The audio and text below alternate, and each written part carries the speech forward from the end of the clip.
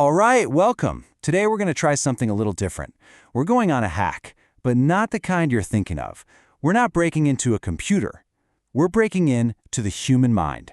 Yeah, we're diving straight into the source code of your consciousness to find the 10 hidden programs that are quietly running your life. You know that feeling, right? Where you're putting in all this work, all this effort, you're trying so hard to get ahead, to change things, but you just keep ending up in the same place, the same old frustrations, the same arguments, the same feeling of being stuck. It's like some invisible force keeps pulling you right back to square one. And here's the thing, that feeling, it's not a personal failure. It is not because you're weak or you lack willpower. The truth is, you're actually caught in a very real, very powerful operating system. There are invisible ropes basically holding you in place. Now, in the ancient Pali language, they had a word for these ropes, Samyojana. It literally means fetters or bindings, but for our purposes today, let's think of them as the source code of our own mental algorithm. 10 hidden programs that are running in the background 24/7, keeping us tied to these painful, repetitive loops.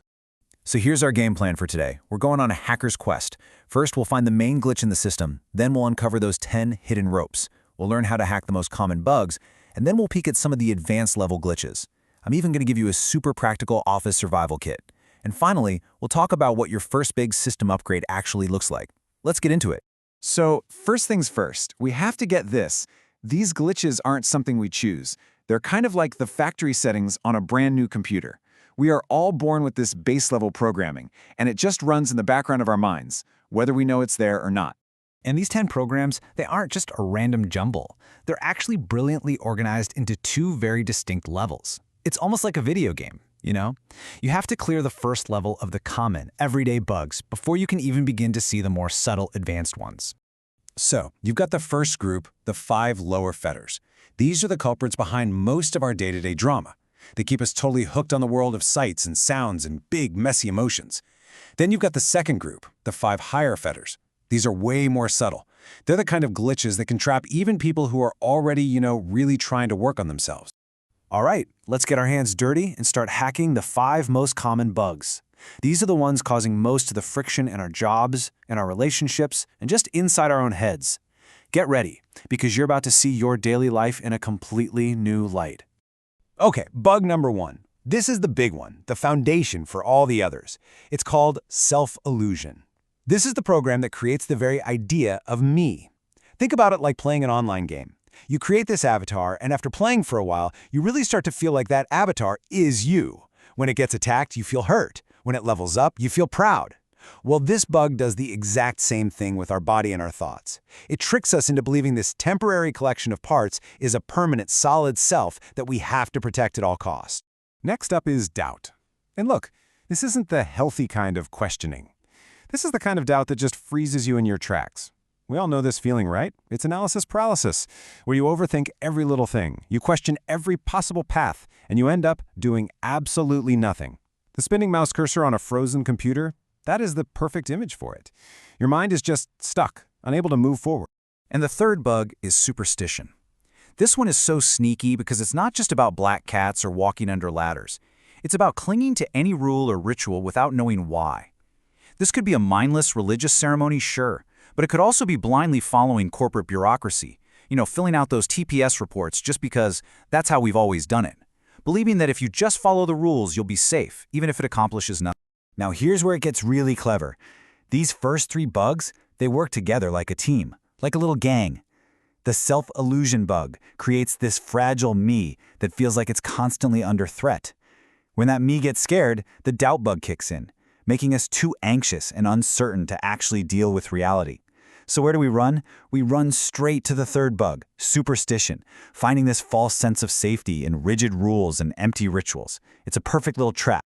Okay, now we get to the engine that drives so much of our behavior. The last 2 of these common bugs are basically 2 sides of the same coin.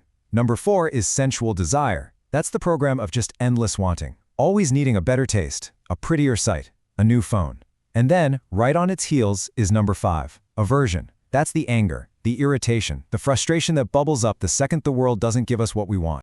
And this is just a brilliant way to understand how that desire bug works. Modern psychology even has a name for it, the hedonic treadmill. Picture this. You're scrolling online, you see something you absolutely have to have. The excitement builds, you click buy now, and for a split second, you feel this rush of happiness. But then the package arrives, and almost immediately, that feeling fades. And you're already scrolling, looking for the next hit. You're just running and running, but getting nowhere. Okay, so let's say you start to get a handle on those first 5 bugs. Congratulations! You've graduated to a whole new level of the game. These next 5 are the advanced level glitches. They're so subtle they often disguise themselves as virtues, and they can trap even the most disciplined and well-intentioned people out there. Now, these advanced bugs are really tricky. You've got addiction to peaceful states of mind, mistaking a temporary calm for the final goal. You've got this subtle background restlessness, the mind's last little protest against being truly still. And then there's the final boss, ignorance, the root code of the entire system. But honestly, the one that is running rampant in our world today is mana, or conceit. This is the bug of constant comparison. And on social media, oh man, this algorithm is on fire. Every scroll is a quiet judgment. I'm better than them, I'm worse than them, I'm just like them. It is a massive silent driver of modern anxiety. So, this all might sound very abstract and philosophical, but the absolute best place to start debugging these programs is right in the middle of our messy, chaotic, everyday lives. And what's more chaotic than the modern office? With its deadlines and difficult people and demanding bosses, it is the perfect training ground. So let's build ourselves a little survival kit. We're going to tackle 3 classic workplace nightmares. Number 1, getting yelled at by your boss. Number 2, feeling that pang of jealousy when a colleague gets a promotion. And number 3, that all too familiar feeling of total burnout. Each one of these is triggered by a very specific bug in our mental code. Okay, let's break this down. Your boss yells at you. The bug that's firing off is self-illusion. Your ego feels personally attacked. The hack? It's called role dissociation. You just remind yourself they're not yelling at you, they're yelling at the project manager, which is just a temporary role you're playing. It's not who you are. Next, you feel jealous of a colleague. That's the conceit and desire bugs working together. The hack here is to focus on your own game. Instead of envying their result, you put your energy into your own actions, planting your own seeds for success. And finally, burnout. That's the nasty combination of aversion and doubt. The hack is to reframe your whole perspective. This isn't just a dead-end job, it's a gym for your mind. Every annoying task is a chance to train your patience. So what is the point of all this debugging? What's the goal? Well, the first major milestone on this path is something called becoming a sotapanna, which basically means a stream enterer. Think of it as the first fundamental, permanent upgrade to your mental operating system, a major level up. So a stream enterer is someone who has permanently deleted those first 3 bugs we talked about, the self-illusion, that paralyzing doubt, and the attachment to empty rituals. Once those are gone for good, you basically have, as the texts say, life insurance. You have fundamentally altered your path. You're now in the stream, flowing towards liberation, and you can't fall back out. But listen, this is such a crucial point. A stream enterer is not some passionless, boring saint or a robot. They still have desires, they still get annoyed. The difference is, and this is a huge difference, they are no longer a slave to those feelings. It's like they have a built-in circuit breaker. They might feel a flash of anger, but they will never, ever act on it in a way that causes harm. It's about mastery, not absence. And that brings us to maybe the most powerful and hopeful idea in this whole thing. You don't have to fight these programs. You don't have to wrestle them to the ground. The first, most powerful step is simply to see them. The moment you become aware of the rope, the instant you spot the bug running in your code, its power over you starts to fade.